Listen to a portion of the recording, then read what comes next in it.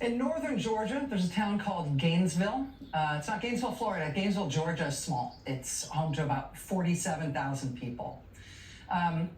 Gainesville is also home to a regional office of the Social Security Administration, one of at least 5 Social Security offices in the state of Georgia that Donald Trump is trying to close, trying to get rid of.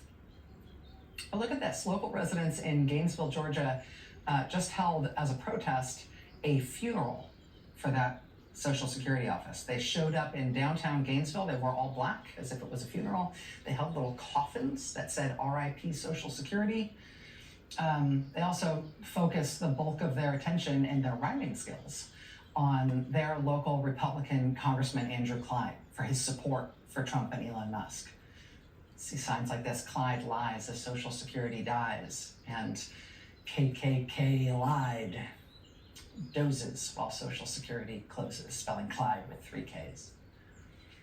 And yeah, this is a relatively small protest, but Gainesville, Georgia is a relatively small town. The opposition to Trump is turning up in surprising places, in places that are doing it in their own totally independent, moving, and creative ways.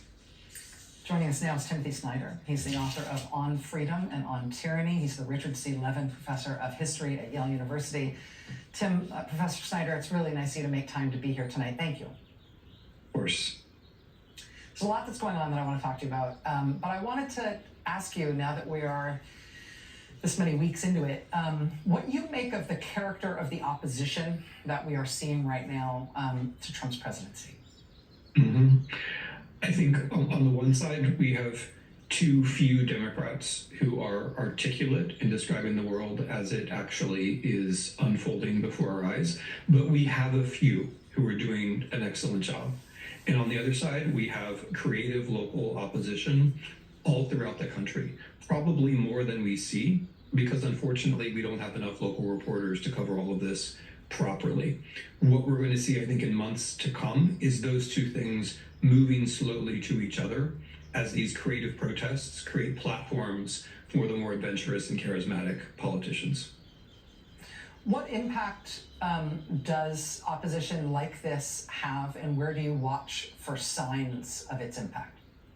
It's absolutely of the first importance, because when strange things happen and nobody reacts, then everybody normalizes. But if strange things happen and a few people react, or even more than a few people react, then people can say, yeah, maybe I wouldn't protest myself, but this sure is a strange thing that's happening. And then when another strange thing happens, they might actually protest. So getting out there, showing your face, being with other people, being creative, making up slogans and signs, all of that is really important because it arrests people's imagination. It helps them stop and think and say, wait, this is in fact strange, because other people think it's strange, and maybe next time I'll join in.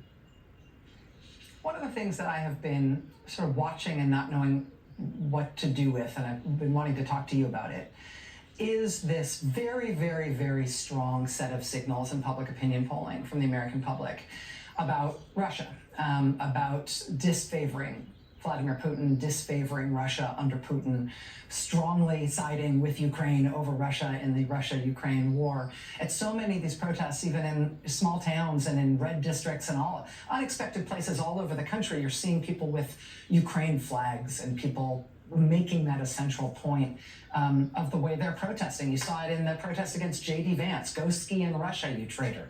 It seems to be really an animating thing for the American people, even though I feel like the punditocracy has been telling us for a long time that Americans don't care about anything beyond our borders. What do you make of that? And what do you think the clash ultimately will be between the American public having such a clear, strong, immutable opinion on that matter and the behavior of President Trump?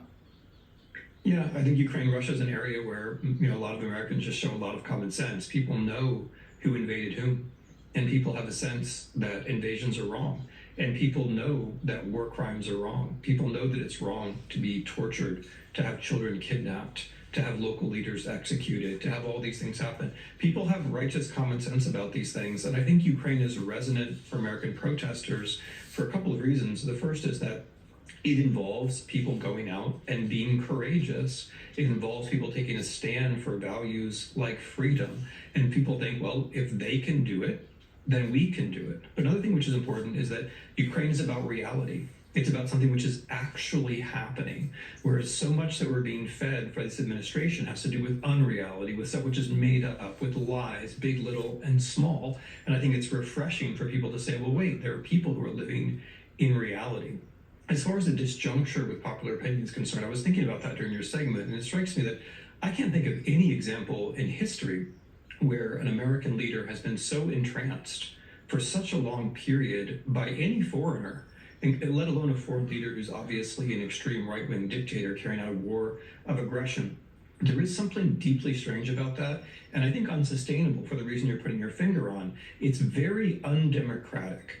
Trump acts as though his only constituents were Musk and Putin, and no one else really matters. And I think with time, people are going to realize that Trump is acting like those two men are his constituents, and no one else really matters. Crucial point, and I think that's exactly right. We have seen things in history, in bad points in American history, where we've had leaders, influential people, even electeds, who have been entranced by foreign dictators. But the idea that the idea of how they would pursue that is that they would try to persuade Americans to come along with them in that affection. They would try to persuade Americans to also be entranced by that foreign dictator. In this case, that couldn't be further than the truth. It seems to be a personal connection. Timothy Snyder, I knew you'd know.